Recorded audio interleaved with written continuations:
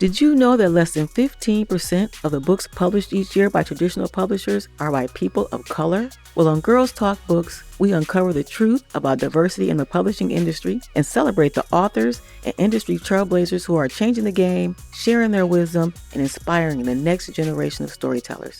If you are an aspiring author, a publishing professional, or just someone who loves the power of a great story, this is the podcast for you. So grab your notebook, your favorite drink, and get ready to celebrate the power of representation in publishing. This is Girls Talk Books, where your voice matters. Let's go.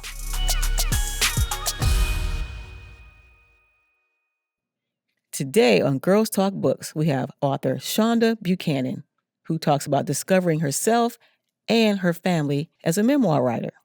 Shonda Buchanan is an award-winning poet and educator. She is also the author of Black Indians and editor of 2 anthologies. Today, we talk with Shonda about her family and discovering her indigenous roots. Let's welcome Shonda Buchanan. Hello, I'm your host, Sonya, and welcome to Girls Talk Books. Today, we're with my friend, Shonda Buchanan, who has her new book out about Nina Simone. So we're going to talk about that, as well as her book, Black Indian. But I want to say a little bit about Shonda before we get started, because we grew up together. We had a mutual friend, Jada, who was our friend, and she passed away a couple years ago from cancer. But our mutual friendship was all about writing. Yes. We were all writers. Yes. And we were part of the newspaper staff at Kalamazoo Central High School. With Mr. Bennett. And Mr. Bennett actually did something that catapulted our careers. Both of us, exactly. We were a part of the Olivet College Journalism summer program. Yes. And it was mainly for minority students who were interested, and we met different journalists and photographers who were all from local newspapers all around Michigan. And it really gave us this sense of, you know what, we can do this. Yeah. We see people who look like us.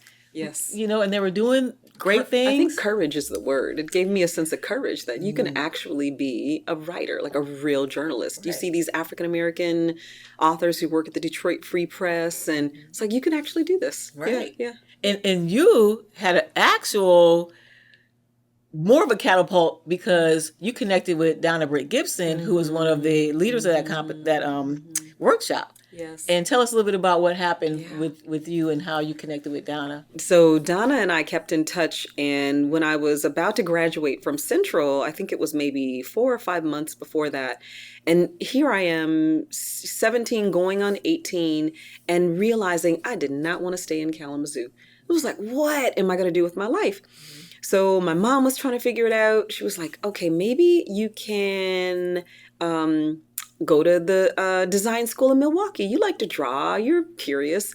I was like, I don't think I want to do that, Mom. And then Donna called and she said, hey, my nanny is about to leave. Would you consider being my nanny for the summer? And I was like, yeah, I can do that. I can watch someone's kids for the summer. And then that turned into, why don't you come to DC with us? Because my job is taking me to DC. Right. And that turned into, why don't you come to Los Angeles with us? Because my job is transferring me to Los Angeles. So I was I was a little rom, like the gypsy in the wind, like a little, what's that called? Tumbleweed. Mm-hmm. And that's how I ended up in Los Angeles. So yeah, and Donna and I are still friends today. That's awesome. And then from there, you continue your career in journalism and start teaching. So tell us a little bit about what happened. Yes. So, I actually started interning at the LA Weekly when I was 22, I think.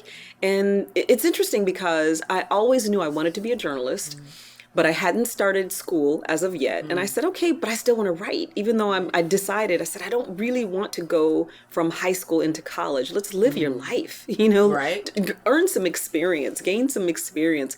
And so I started interning there, and then something told me, it was like, you probably should go back to school. Like, you can be a writer, you could do this, you could, be a freelance journalist, you can, come on staff, but you should start taking classes and going back to school. So I did that. And then at the same time, I was an intern with maybe 6 other of color people, and I think there was one white guy. And then the Rodney King riots happened, like the insurrection happened. And this whole time, a year before that, 1991, everyone saw what happened in Simi Valley when Rodney King was beat by the police officers. Right. And then a year later, they were exonerated. And then Los Angeles blew up. Right. Literally. Blew up. Right. And so that was when I had my first story, because they sent all of the of-color interns into the communities that the white reporters couldn't go into. And that's when they realized they had a diversity issue. See? Right. On staff. They had one African-American writer on staff. And so they had to look to the interns. And then we started kind of doing freelance work. But a couple of them rolled onto staff, but a couple of them didn't. From the LA Weekly, from that story, I started freelancing more. I started freelancing for the Los Angeles Times, several other publications in the LA area.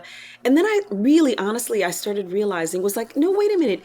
What you thought was your career in journalism, which is what a lot of people do. They go to school for journalism, and then once they go to school for journalism, they get their journalism job, and then they're reporters, and they decide what their beat is going to be. But my path was a little different because I was a creative writer as well. Right. I was a poet. I was a fiction writer. I was writing a family story, a memoir, writing Black Indian. And so my niche became landscape writing and writing feature stories so that I could tell this and show the story. It wasn't hard-nosed journalism, right? It wasn't the who, what, when, where, why, and how. Mine was, I'm really curious about this. So that's how I wrote, and I embody that actually in all the writing that I do. How do I tell the story of this person from their upbringing, from where they grew up, from the thing that happened to them, or their dreams, or so that's how I learned to really hone my voice as a writer. Yes, I love it. I love it. And so as we're talking about growing up in Kalamazoo, you're leaving and coming back. You wrote this book, Black Indian, a memoir, which talks about your life in Kalamazoo, your family's history in Kalamazoo, and your background as, I don't want to say Native Americans. People don't say it anymore. They say what? Indigenous, First Peoples. Right. Yeah. So talk to us about not only coming home, but coming home to yourself through this memoir. Tell us about it and why you decided to write it. That's my baby. Yay. That book is a 10-year book project. So in terms of the research and the writing, it took 10 years and getting it published. I started it in, it had to have been 1994. And then as a mom, you have to stop doing certain projects and raise your kid. Exactly. So I was like, okay, I'll put this on the back burner for a year, and then I'll do this, and then I'll, come back to it. So the book really is my love story from my family. It's a prayer from my family. I wanted to know where we came from. I grew up with a narrative of being Black and Indian. So it was, my mom would say, and she would laugh at me listening to me say this, but she would say, you are Indian, you are French and German, and you have a little bit of Black. And so I was always a little offended. And I was like, what do you mean by a little bit of Black? Look at my father from Okolona, Mississippi. He's super dark. Right. And so it became this thing of, at 17, I wrote in my journal, I want to find our Native American ancestors, right? It was like, who are these people? We don't have any feathers on our wall. I didn't grow up with a dream catcher. Like, who are these folks? So I kind of set myself on the path. In the academy, we call it the research question. It was like, so this is the thing that you're going to be following when you're trying to pull together all this information. So that was my research question. Okay. Where do we come from? Right. And in the where do we come from, the other question was, why is there so much dysfunction in my family? So those were like running questions as I was thinking about it, writing about it. And I wanted to tell the story of my women, like my mom, my aunties, my sisters. I really wanted, there was something about the way that they grew up in Mattawan, Michigan, on a farm with no running water and an outhouse. It was always it was romantic to me. It wasn't romantic to them, but it was romantic to me. But also there were so many secrets. There's so many secrets in our family. Like what? Like what was something that you were like, ooh, I need to find out more about Oh my that? gosh. Well, of course, the indigenous piece. So why didn't we have the indigenous piece? So how come we didn't know our tribes? How come my grandfather doesn't know? How come my grandmother doesn't know? Also, how come my mom doesn't know her great grandfather or her so there was like a brushing, an erasing of the lineage. And so a part of this book was, okay, tell the story of your women. Find your American Indian ancestry. You already know you're Black. Like, you already know you're African. You come from Africa. Like, you've got that piece. And society has relegated you, you know, to this space. Right. So you're not going to escape that. But just find those people. And it became this, gosh, the first time that I found one of my documents, it was a great grandfather, a World War II record, and it was George Manuel, and the World War II record said Indian for his race, and I was like, ding, ding, ding. There we go. Right. So then it was like, okay, Mama said you've got Indian in you. Trace all of his people. Found his people in Sampson County, North Carolina, on the Kahari Reservation. But the Kahari Reservation was a reservation that blended a couple of other indigenous tribes. So my tribe, the Neosuk, became Kahari in colonization times. And so I found them. I found one of my manuals, Christopher Manuel, who actually fought with Cornwallis. And so I could join the Daughters of the American Revolution if I wanted to. And shake things up. Right. But it became this way of writing this book was, we have so much unknown history. How can you put this in the book? You know, how can you put the moments where indigenous people became colored and Black people became colored, and then suddenly the word colored is synonymous with only Black people because Walter Pleckard in 1924 decided that there would be two races in America, white people and colored people. So when people are reading this book, it's funny because they drop into family narrative and family story, and they're like, oh my God, I can't believe that happened. And you did this and you said that. And then suddenly they're in history. So they're in a moment where it's like, that's why that happened? Is that when the 5 civilized tribes owned Black slaves? The Cherokee, Choctaw, Chickasaw, Cree, and Seminole? What? And so it's a lot of kind of revealing history at the same time. I call it the tapestry of America for mixed bloods. Wow. Yeah. I love it. Now, how did your family react? Sometimes when you write a memoir and people say, they read it or they'll say, that didn't happen, or why did you say that? Did you have to get permission from people? Like, how did that all... So I was telling my family the entire time I was writing it, I'm writing a memoir about the family, the good and the bad folks. So whatever happens, if you see something in the memoir, then, you know, there's a saying that if you didn't want to be written about, you should have acted better. I love that. You should have behaved. Right. And then Nikki Giovanni says that writing about family is like navel gazing. It's like, you know, you're just looking at people's navels. It's like, okay, what's going on over there? What's going over there? So responses that I got were a range of, I'm so glad you're telling the family story. And then also it was one, and I won't even say who it was, but there was one relative who was like, if you write that, this memoir, and accept money, that's blood money. And I was like, oh, you don't want your stories to be told, right? And so I took out some of the narratives and stories that I thought would be problematic, but really a lot of, in terms of me being in a place or me wondering about a thing in order to get the story of my women, I did include it. So there were mixed responses. Some were very happy. My mom carries the memoir around. And when the first time she got it, when I mailed it to her, and she was just carrying it with her everywhere. She's like, my daughter wrote a book. My daughter wrote a book. My daughter wrote a book. So she's proud of it. And I think it's really interesting because she's the person I really want to please. You know, she's the person who I really want to say, Mom, what happened to you? Why don't you have this history?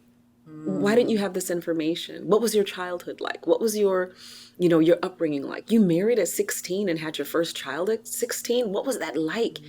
And thinking about where we are from, Kalamazoo, Matawan, this whole, like all the outliers, Grand Rapids, Dowagiac, Cass, we are some of the first free people of color. We come from some of the first free people of color to settle in this area. So what were their lives like? And then how did we get to where we are? So my mom was happy that I told, to my mind, she was happy that I wrote the story. Oh, I love it. I love it. And you said something too. You said about being responsible for the legacy and the history. And as a writer and as a journalist, we do feel that that is our responsibility Yes. in some way to capture news, capture history, Yes. capture stories. Yes. And you not only done it with your own family, but now you have a new book coming out Yes. about Nina Simone. And I mean, her life as a musician, as an activist. Yes. I mean, I Oh think my we still gosh. haven't even scratched the surface of just Absolutely. how impactful Yeah. her life was. Exactly. So tell me a little bit about why you decided to write about her and more about that book that's coming out soon. So I found how the book came about. It's interesting. I found her cassette tape, The Best of Nina Simone, in a knockoff bin at the Crossroads Mall here. And I was like, oh, who is this? Played it. What was the first song on it? I don't know. I Put a Spell on You. Oh, you're mine. And I was like, who sings like this? Like, who talks like this? And I became immediately fascinated with Nina Simone. So I bought her the book, the autobiography of Nina Simone, I Put a Spell on You, which was written with a white author, Stephen Cleary. And I read the biography and I was like, oh my God, how come I didn't know the story of this woman, much like Merce Tate. Right. Right. And I was like, why didn't I grow up knowing the story? Her story also led me to understand there are so many Black women's stories out there that we do not know and that we need to tell, right? Hidden Figures. And you have a poster back here with Hidden Figures, and I actually know Margot. I went to, so Margot's mom was one of my mentors at Hampton University. Oh, wow. So her mom was Dr. Lee, and she connected me with her. And I was like, oh, and when she was writing Hidden Figures, I didn't know that that was the book she was writing. And when it came out, my mentor, Margaret, was like, yeah, this is my daughter. And I'm like, are you kidding me? Wow. So that became this sense of, at some point, you've got to start telling Nina Simone's story. So I first started writing poems, like little bitty poems, because I'm a poet first and foremost. And I said, okay, let's get some words on the page, start languaging it. And I think I had like maybe 10 poems, and I took that to my MFA program, and I started workshopping her poems. And then, of course, someone said, you kind of have a book of poetry here. I said, okay, that's fantastic. And it was like a little and it reminded me that when I wrote my first essay about her in my graduate program at Loyola Marymount University, and it was an essay, and I was writing about Nina, and someone said, you really should write, like, this is a book. And I'm like, it's a book. I'm already working on a book. Like, this is another book. So I decided, okay, you're going to write this book of poetry. But at the same time, I wrote a proposal for a biography because no Black woman has written a biography for her. I have that proposal. I sent it to one agent. The agent said, it's not right for me, but continue to work on it. Maybe resubmit it. I haven't resubmitted it because I went on to other book projects, Right. but I still have that proposal. And since the book came out, I just got an email from a producer. And the producer said, hey, this looks like a really fascinating story. We need to talk about film rights. And I'm like, okay, let's talk about film rights, because I actually have an idea for what I want the treatment to look like. So the poems in this book are narrative poems. They're persona poems. I'm talking about her ancestors, her childhood, what it was like to be a child prodigy, as a pianist prodigy, what it was like for the entire community to come together and to give whatever money they had. It was a poor community. Give whatever money they had to pay for lessons so that she could train classically. Right. Wonderful story. I see it cinematically. And so that book really is, in my mind, it's paying homage, but it's also unearthing those narratives and those stories. As we're talking about memoir writing and you writing your own story and now Nina Simone's story, tell us a little bit about research and what does it take to authentically tell someone's story and keep it entertaining at the same time? It's interesting. When I was researching the book Black Indian, I was really lucky to be close to the Hampton Public Library. I have to shout out my librarians, right? We have to shout them out. Yes. I have the love for the That would have been my librarians. job in my next life. Yes. Oh my God. Same. Right, Same. right. Absolutely. But so one of the librarians became my friend, and she was also Black Indian. And so they had programs. At this library, I saw a flyer. I went to the program, and I was like, "Oh my gosh, are there Black Indians like me?" But upstairs, they had a genealogy library. I was like, "Oh my gosh!" So I spent maybe 2 summers at this Hampton Public Library, entire summers, printing off, like researching, using Ancestry.com for free and FamilySearch.com. FamilySearch.org for free, and finding my ancestors, printing off their materials, delineating. So if this person got married here, and then 10 years later they end up here, so I'm doing all this research and then pulling in the research into the memoir at the same time, because I know I want to keep track of who was where and who was traveling together. And I'm actually working on. So this is the real research book. Is the next book that I'm working on, called Children of the Mixed Blood Trail.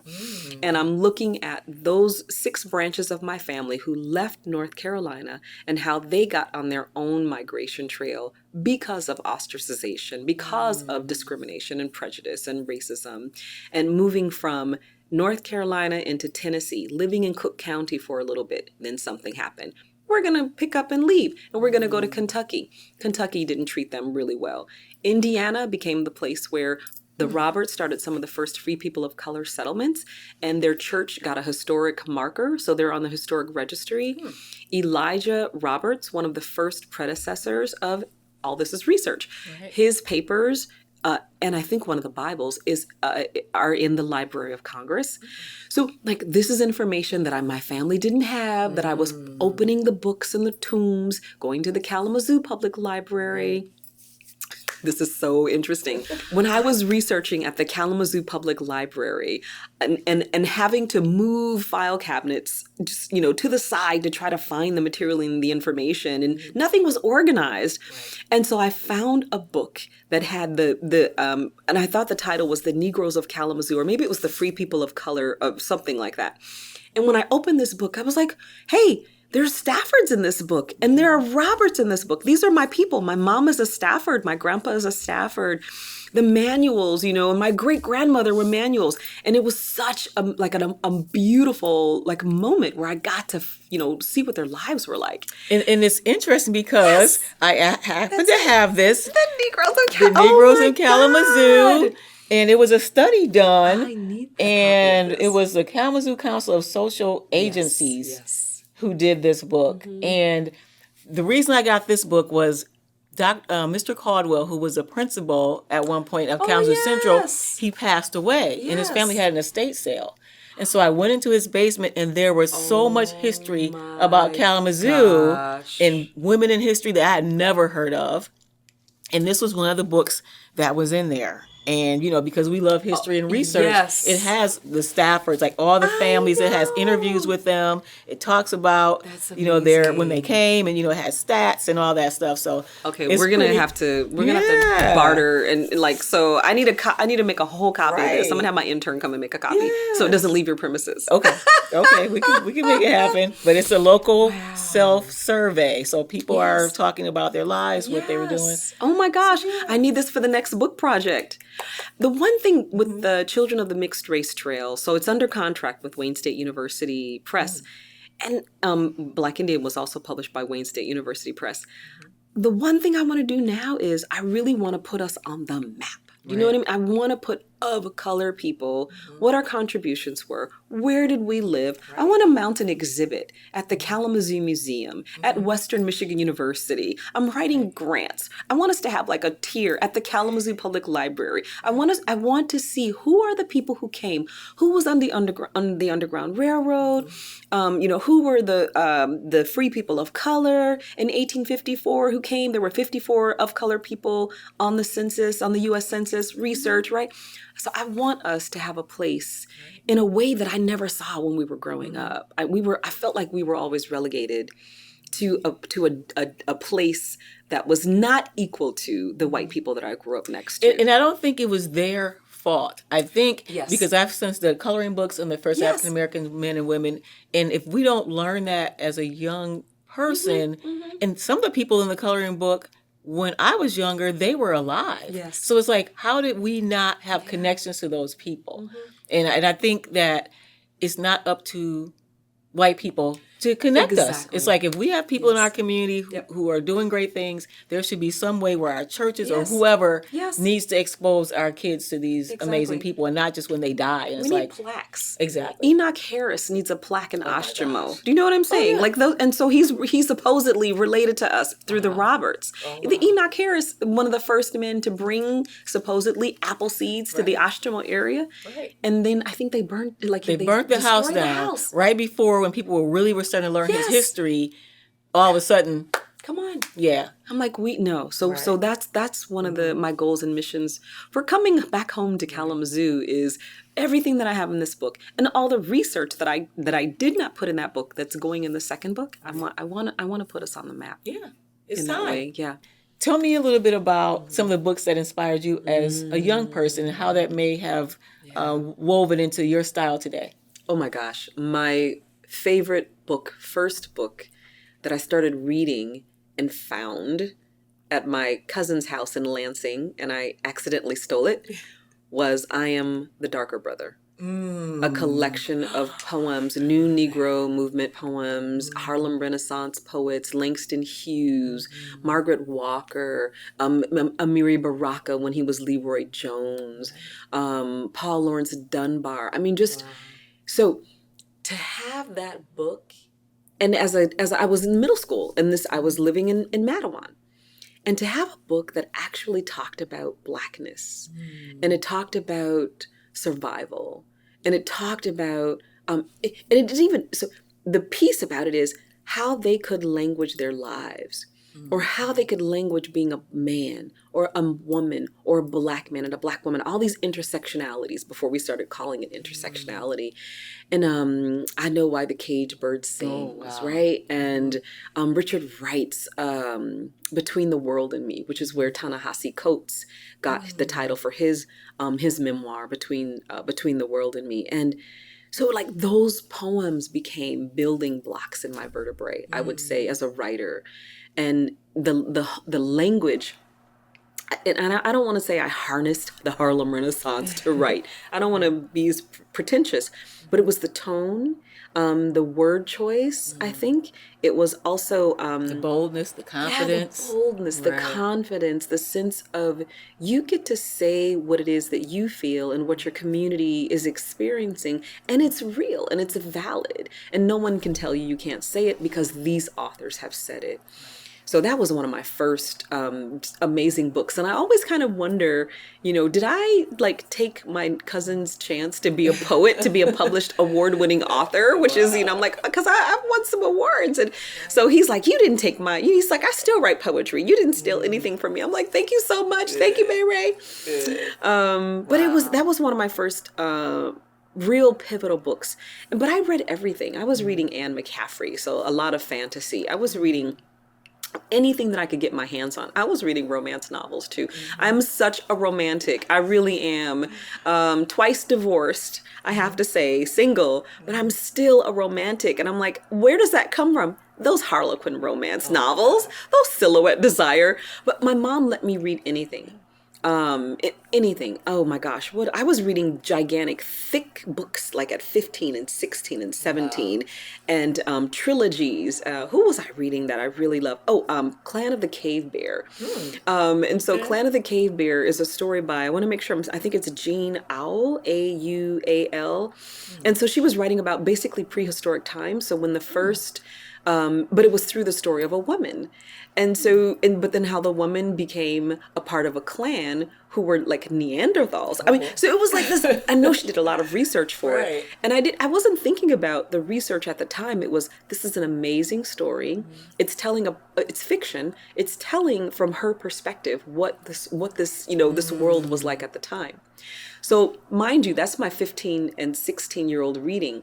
But at the same time, I had pictures of Essence models. Do you remember when they had an extra page of the cover in Essence magazine? So you can tear out the cover and only have the cover without the words. The same for Jet magazine. Okay. So I would just paste them on my wall because I was like, but you're also a fashion diva. Okay, right? So it was like, you're smart and you've got all these you like to read, etc., but you also like clothes and makeup and Right. jewelry. And so maybe that's a part of, where I embodied. It was like, there's a sense of, and I would always tell my daughter too, like, you are smart first.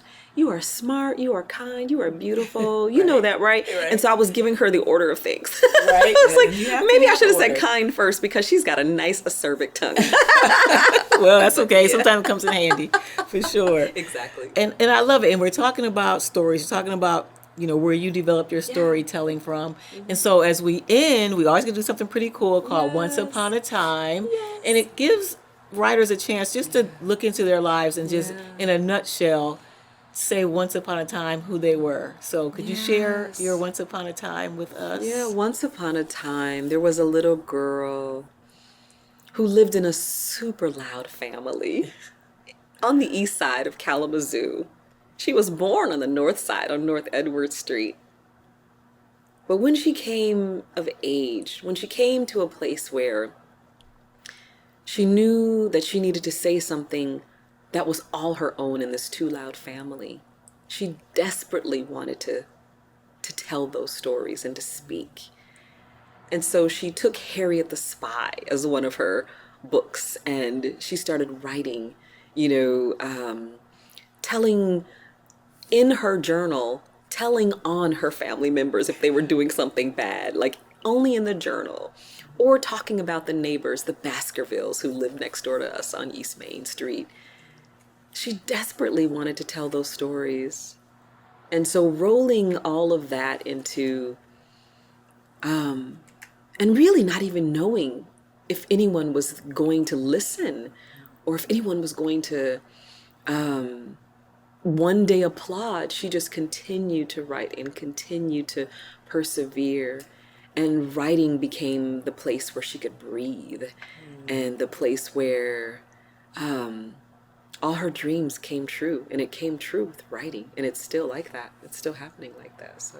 Wow, Yes. I love it. Yay! This has been Thank awesome. you so very much. I am so proud of you, and I'm Thank so you. happy. I'm so excited that Thank I get to be on your show all these years later. Oh my God. It's exciting because you were seeing like the full circle of growing up and Yes. actually doing what God put in us to do. Doing and this we're doing work. And I'm starting a writing retreat now on my.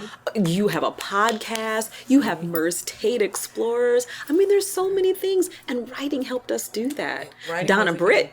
Donna Britt Gibson. We have to come Right. back to her. We have to have her on your show. Right.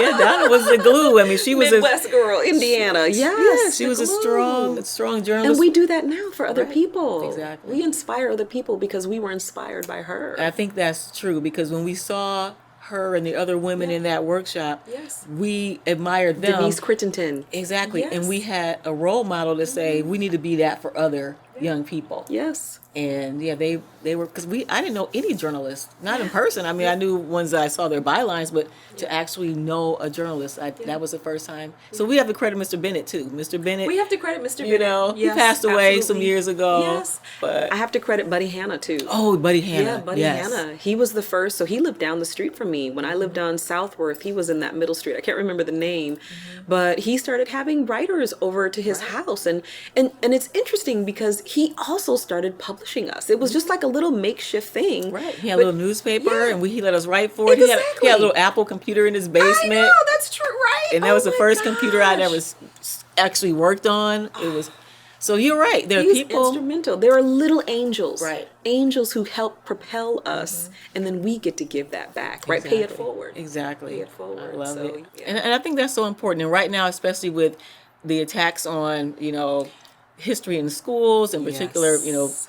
stories of people of color. DEIA, and all of that. eradicating and trying to erase our history. So it is up to us to be the bud. I'll call it the weed. I am the beautiful weed coming through the cracks in the cement. I will always be here. So, tell us more about how we can get your books and what's coming up for you next. So, of course, Amazon, Bookshop, Barnes & Noble. You can get the book on Barnes & Noble. And My website, shondabuchanan.com. My Instagram, I'm always available at Shonda Buchanan. And yes, I still use Facebook. And I rarely use Twitter, but everybody has to tweet, or X. I don't know. So we call it X, whatever. but so Instagram, I'm always answering Instagram, and then my website is a place to contact me if you're interested in having me come speak, or if anyone hears this and they say, come talk about Black Indians, come talk about Nina Simone, I'd love to do it. And your website? So my website is shondabuchanan.com, www.shondabuchanan.com. All right. Well, thanks again for coming. Thank and I you. want to present you with a official Girls Talk Books shirt. Thank you so much. So whenever you're I'm writing excited. or going places, you Yes. can have your shirt on and hang out I'm and going to take some pictures. hashtag and tag us and all that cool stuff. Put it on my Insta. Yay, Yes. yay, yay. I love it. Thank you so much. Thank Okay, you again. another hug. Yay. Love it, love it. Wow, this was a great conversation with author Shonda Buchanan. Check out her new book, The Lost Songs of Nina Simone, a book of poetry, and visit her website, shondabuchanan.com, to learn more. This episode was hosted by me, Sonya Hollins, and produced by M2 McMillan Media. Are you an author with an amazing story to share? Or do you work in the publishing industry with insight that can inspire others? Well, we want you on Girls Talk Books, where voices matter. Or are you an aspiring author with a story to tell? Well, we can help with that too. Visit girlstalkbooks.com to learn more.